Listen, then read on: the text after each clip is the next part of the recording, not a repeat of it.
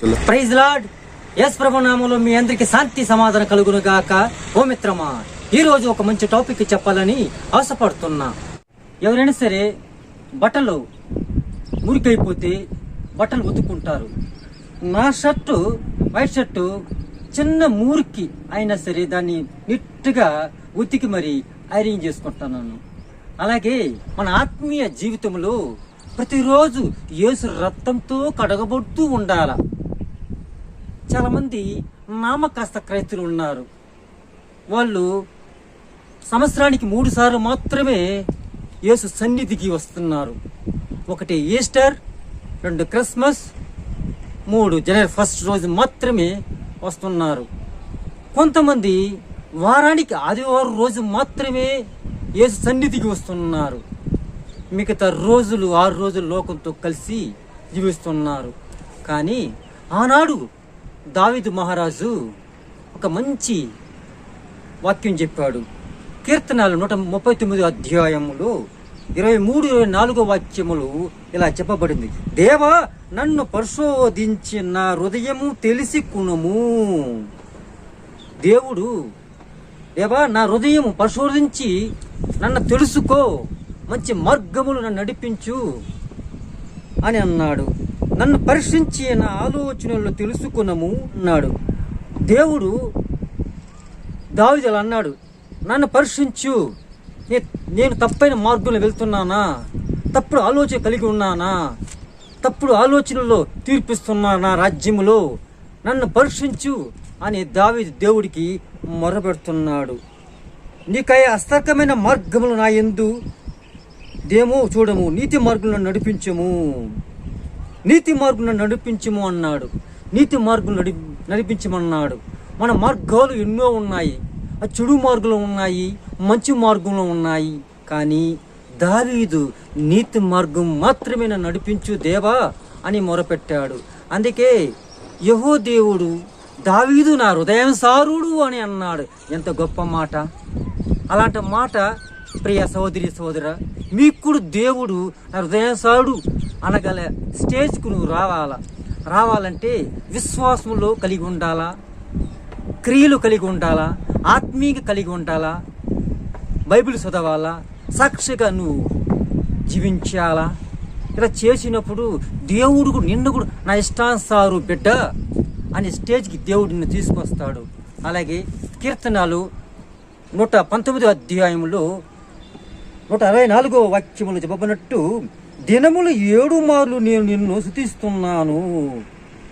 దావీదు ప్రతిరోజు 24 గంటల్లో 7 సార్లు అతను దేవుడి సన్నిధికి వెళ్ళి ధ్యానిస్తున్నారు. ఎంత గొప్ప మాట! మనము దావీదులాగా కనీసం ఒక పూటైనా దేవుడి సన్నిధికి వెళ్ళి దేవుని ఆరాధన చేస్తున్నామా? ఒక రాజుగా ఉన్నా కూడా దినములో 7 సార్లు వెళ్ళి దేవుడి సన్నిధిలో మొరబెట్టి మరి మోకరించి మరి ఆరాధన చేశాడు, స్తుతించాడు, దేవుని కనపరిచాడు.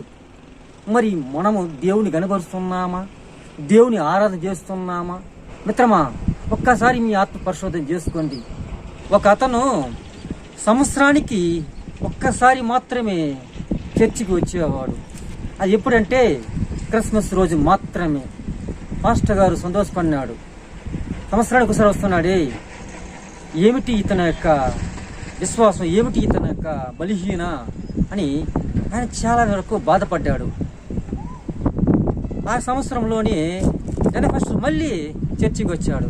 పాస్టర్ గారు సంతోషపడ్డాడు. సంవత్సరానికి ఒక్కసారి క్రిస్మస్ మాత్రమే చర్చికి పోతే ఈ యొక్క పెద్ద ఆయన మరి జనవరి 1 రోజు వచ్చాడే, మరి నాకు సాక్ష్యం చెప్తాను మరి ఆయన అడిగాడు.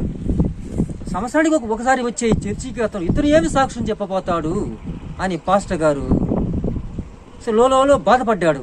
సరే, సాక్ష్యం చెప్పండి అని అన్నాడు. ఆ పెద్ద ఆయన మరి వచ్చి సాక్ష్యం చెప్పాడు. గత క్రిస్మస్ 25వ తేదీ డిసెంబర్ నేను వచ్చాను.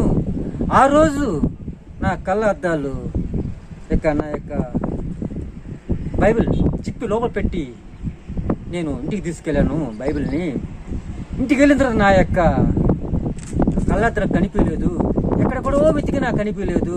చర్చిలో ఏమైనా పెట్టేశానా, లేక మార్గం మధ్యలో ఏదైనా విడిచిపెట్టానా, ఇంట్లో ఏమైనా పెట్టానా, నాకే అర్థం కావట్లా.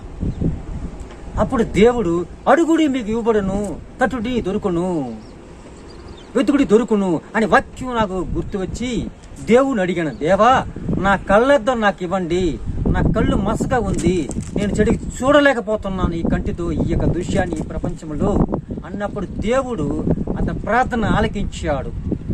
అతను ఎప్పుడూ బైబిల్ చదివేవాడు కాడు, కానీ ఆ రోజు బైబిల్ చదివాడు.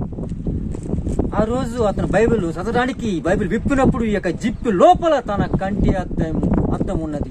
యేసయ్యకే స్తోత్రం చెప్పాడు. ఆ సాక్ష్యము ఫస్ట్ రోజు అతను సాక్ష్యం పంచుకున్నాడు. చూశారా, ఇలాంటి వాళ్ళు సంవత్సరానికి ఒక్కసారి చర్చికి వచ్చే వాళ్ళు ఉంటారు.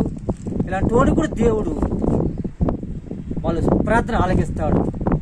దేవుడు కరుణామయుడు, దయామయుడు అని పేరు, గొప్ప పేరు ఎందుకు వచ్చిందంటే అతను ఈ లోకాన్ని ఎంతో ప్రేమించాడు. యోహాను సువార్త 3:16 వాక్యంలో చెప్పబడినట్టు. కాబట్టి దేవుడు ప్రతి ఒక్కరూ ప్రేమిస్తాడు.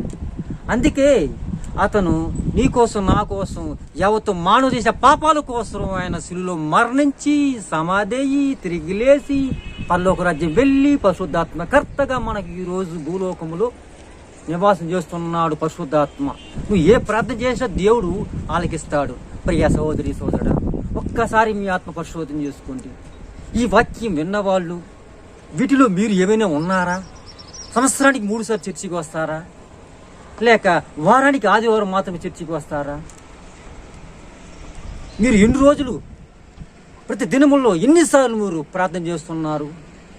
ఒక్కసారి ఆత్మపరిశోధన చేసుకోవాలని, ఈ వాక్యం అన్న ప్రతి ఒక్కరు బహుగా దీవించబడాలని యేసు ప్రభు నామములో ప్రార్థన చేస్తున్నాను. పరలోక పరమ తండ్రి, ఆమేన్. మీ శ్రేయాభిలాషి థామస్ రెడ్డి. సబ్స్క్రైబ్ చేయడం ద్వారా మాకు తెలియచేసి పక్కనే ఉన్న బెల్ని క్లిక్ చేయండి. లైక్ చేసి అనేకులకు షేర్ చేయండి.